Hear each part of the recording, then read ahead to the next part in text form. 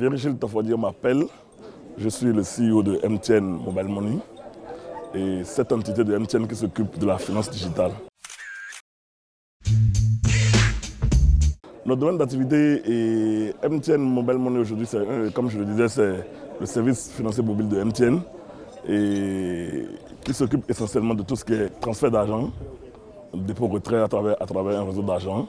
On s'occupe également de tout ce qui est paiement, tout ce qui est paiement simple comme paiement groupé. On s'occupe de tout ce qui est transfert international et on s'occupe également de tout ce qui est transfert entre un compte bancaire et un compte mobile money.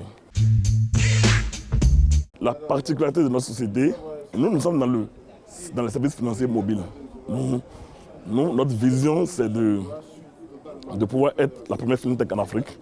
Et donc, par conséquent, notre plateforme se veut être la plateforme qui sera au cœur de tout ce qu'il y a comme transaction financière mobile en Afrique. Donc, et par rapport à ça, nous travaillons tous les jours à nouer des partenariats avec les banques, les assurances, et les transports et tout le reste, le e-commerce. Nous travaillons à pouvoir étendre notre plateforme dans ce secteur-là. Et après ça, c'est de travailler à travers des solutions innovantes. Des solutions innovantes comme aujourd'hui les banques tech qui nous permettent d'ailleurs de mieux connaître nos clients à travers les données que nous collectons sur eux, de pouvoir faire le scoring et de pouvoir trouver des solutions innovantes comme la Tech. Et je pense que c'est ce à quoi nous nous attelons.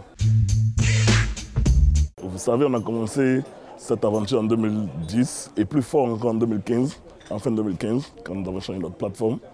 Et quand je regarde un peu fin 2015, fin 2019, on a connu une progression, je dirais, plus que fulgurante.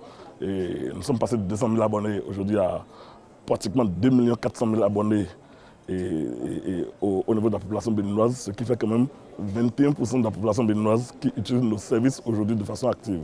Et également, aujourd'hui, nous avons un réseau d'argent de pratiquement 32 000 points de vente et un réseau accepteur de monnaie électronique comme instrument de paiement. Au niveau de ce réseau, nous avons quand même 7 000 points accepteurs aujourd'hui. Les défis restent toujours l'alphabétisation dans nos pays. Aujourd'hui, le gros challenge, c'est qu'une bonne frange de la population ne comprend pas français, donc n'est pas habituée à nos parcours clients. Et donc, c'est le premier défi majeur que nous avons. Vous imaginez, pour utiliser Mobile Money, il faut avoir un code PIN, il faut avoir un compte, il faut avoir un code PIN, il faut avoir une carte d'identité. Le deuxième défi que nous avons, c'est, comme je le disais déjà, les identités, les preuves d'identité, qui représentent aujourd'hui un challenge majeur. Mais je sais que dans ce sens, le gouvernement de mon pays travaille très fort pour pouvoir régler la question très prochainement. Le troisième défi que nous avons, c'est le changement d'habitude. Le changement d'habitude, je pense que ce défi progressivement, nous sommes en train de le relever avec des solutions innovantes, des solutions faciles, comme le QR code que nous avons aujourd'hui pour les paiements, le MID que nous avons pour le paiement.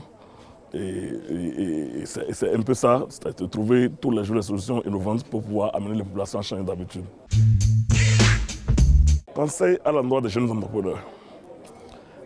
Pour moi, le leadership, c'est deux choses. C'est de la vision et c'est de l'énergie. La vision parce qu'on doit pouvoir savoir où on va. En tant qu'entrepreneur, ils doivent savoir où ils vont. De l'énergie, pourquoi? De l'énergie parce qu'ils doivent, à travers l'énergie, développer leur passion. Développer leur passion, amener les gens autour d'eux à croire à leur vision. Et ça a souvent besoin de beaucoup d'énergie. Quand je parle des gens qui sont autour d'eux, c'est déjà les différents partenaires internes comme externes, les collaborateurs et tout. Il faut pouvoir avoir beaucoup d'énergie pour pouvoir les amener à comprendre la vision où on va. Donc, le conseil que je leur donne, c'est de ne pas être pressé, c'est d'avoir de la vision, d'avoir de l'énergie et de pouvoir vivre sa passion.